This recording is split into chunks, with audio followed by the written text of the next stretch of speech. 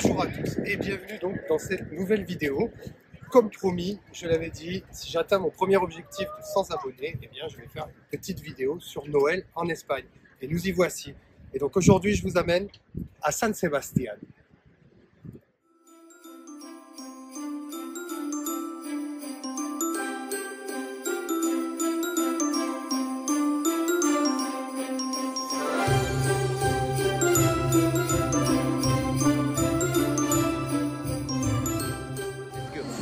La première chose que je voulais vous montrer donc aujourd'hui, c'était tout d'abord quelques douceurs typiquement espagnoles.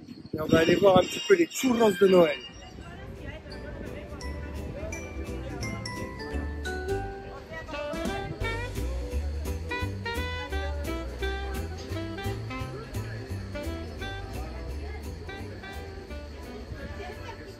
Comme vous avez pu le voir, il y a énormément de variétés différentes. On va pas tout goûter non plus parce que sinon on est encore là demain, quoi. Et surtout, on va prendre pas mal de poids. On passe en mode POV puisque ça y est, on a eu nos petits churros. Ah ouais, voilà. Donc ça, c'est pas les churros qu'on voit d'habitude, effectivement. Ça, c'est des petits churros qui sont remplis de crème. Donc en fait, c'est des gros churros comme ça, vous pouvez voir. Et là, moi, par contre, j'en ai pris un au Kinder. Alors qu'à notre gauche, nous en avons un petit modèle avec mon pote qui m'accompagne aujourd'hui. C'est quoi? C'est à la crème, c'est ça? Voilà, à la crème tout simplement. Et il y en avait des tonnes et des tonnes différents, quoi. Vous aviez vraiment de tout.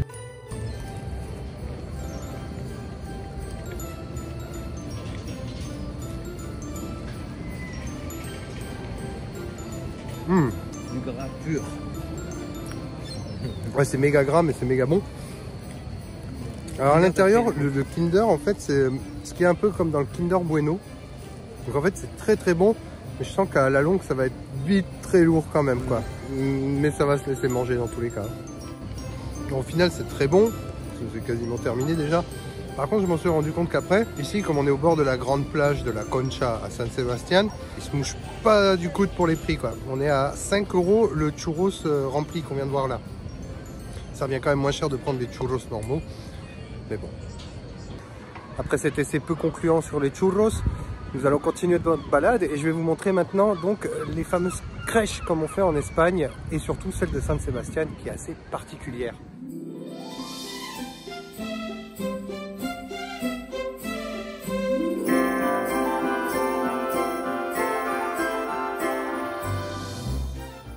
Un des points que je voulais vous montrer sur Noël en Espagne, c'était bien sûr les crèches. En Espagne, les crèches, c'est une tradition. Ils en font des énormes dans les villes généralement.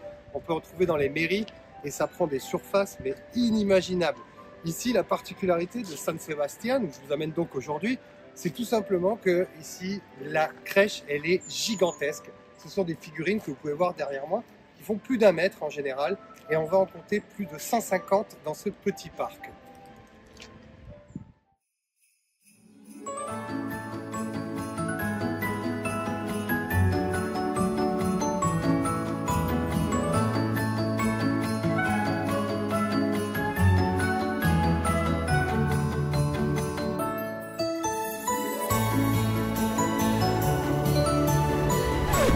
Un point que je voulais vous montrer, c'était aussi les fameuses mares qu'il y a dans tous les gros parcs en Espagne. On va pouvoir retrouver une petite mare dans laquelle on va mettre des canards et ici on a même droit à des cygnes.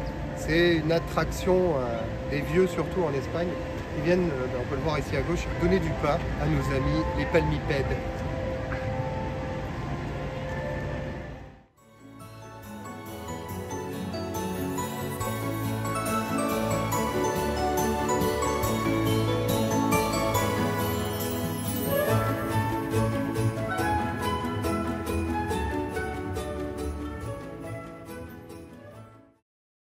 Un autre point que je voulais vous montrer aussi, en Espagne, typiquement, en fait, chaque année a lieu la loterie de Noël. Et la loterie de Noël a lieu le 22 décembre. C'est quelque chose d'assez spécifique. En fait, les numéros sont déjà préétablis. On ne peut pas choisir ses propres numéros. Ces numéros existent sous plusieurs tickets. C'est-à-dire qu'un seul numéro va compter à lui tout seul 193 tickets différents. Donc pour avoir le numéro entier, il faut acheter 193 tickets. À savoir qu'un ticket, c'est 20 €. Et donc une fois que la loterie sort, en fait, on va assigner un lot et on va tirer un numéro. Et ce numéro va donc remporter ce lot. Le gros lot, qu'on appellera el gordo donc en Espagne, et de 4 millions d'euros chaque année, donc à la date du 22 décembre. Quand le numéro va sortir, ces 4 millions d'euros, ils vont donc être divisés par 193 billets. Et le mec il me fait de la pub, et il monte de la binge et tout quoi. Il est génial. C'est pas de l'alcool. Ah, c'est pour la santé, ok. Voilà. Ah non, c'est pas cool, c'est pas cool. Voilà, on se fait même interpeller par des gens qui boivent des binges en plein dans la rue, c'est super quoi. Donc je vais vous montrer ces petits tickets maintenant, et je vais en prendre un, on sait jamais, peut-être gagner. Ça y est, on est enfin arrivé. C'est le genre de local où on va pouvoir trouver donc tout ce qui est loterie et paris de l'État. On y va de suite. Il y a pas mal de numéros ici. Ils en ont une bonne trentaine différents.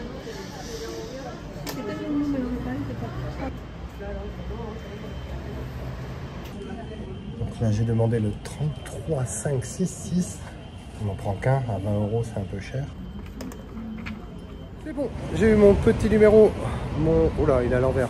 Ça marche mieux à l'endroit, non? Voilà, 33 5 6 6. Donc vous pouvez voir, ça coûte bien 20 euros. Et pour avoir donc ce numéro en entier, il faudrait donc claquer 193 fois 20 euros. Donc ce serait énorme pour toucher 4 millions si on touche le gros lot quoi. Mais bon, on verra. On n'en touchera qu'une part en tout cas, si jamais il tombe. Je vais quand même vous le montrer un petit peu ce billet. Il est magnifique, vous pouvez le voir. Il y a une jolie peinture chaque année qui représente la nativité, les rois mages, etc. Vous avez votre numéro. Et donc lui, c'est le 123e de la série. La dernière chose que je voulais vous montrer dans cette vidéo n'est pas du tout espagnole, puisqu'il s'agit du marché de Noël, que l'on retrouve partout dans le monde. Ses origines sont plutôt autrichiennes et remontent même au XIIIe siècle. Voyons voir ce que celui de San Sebastián nous réserve. Bon, ça commence bien sûr avec l'atelier à churros. Bon, par contre, il n'y a pas la même offre qu'on a vu tout à l'heure.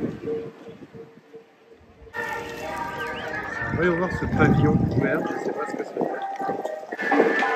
Déjà un maître crépier, vachement espagnol, hein. Le maître crépier Brest.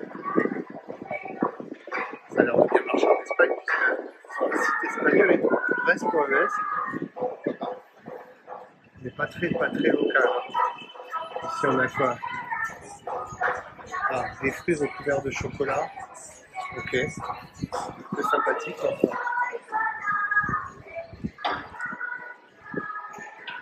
Et là, par contre, on a une autre crèche.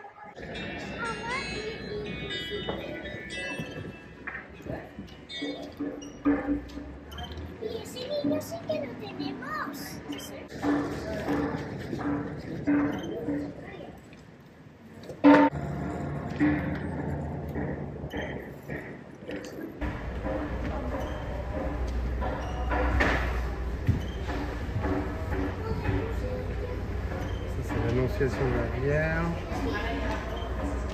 Voilà.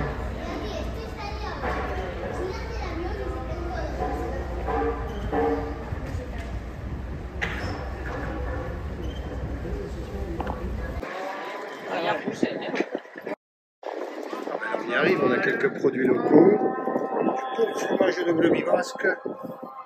Et plein de charcuterie, de canard. Ça c'est français. Ok.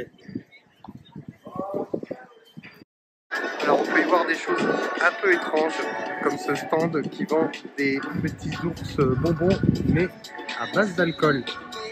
Vous avez la tequila, mojito, etc. Ouais, pas trop pour les enfants.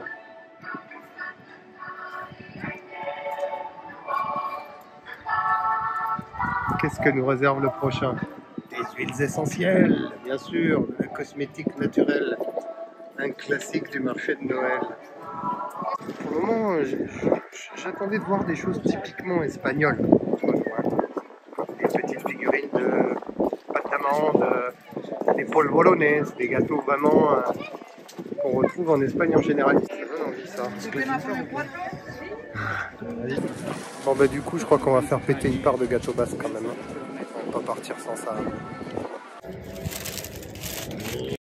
Hop, on a enfin le gâteau basque typique. Bon pas très Noël mais en tout cas très très bon. Je vais vous dire ça tout de suite. Ouais, Non, là je valide.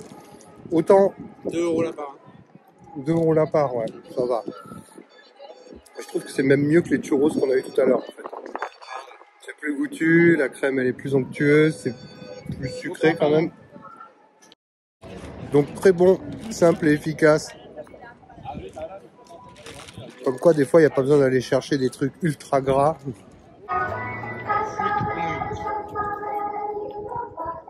On a un stand de Funko Pop quoi.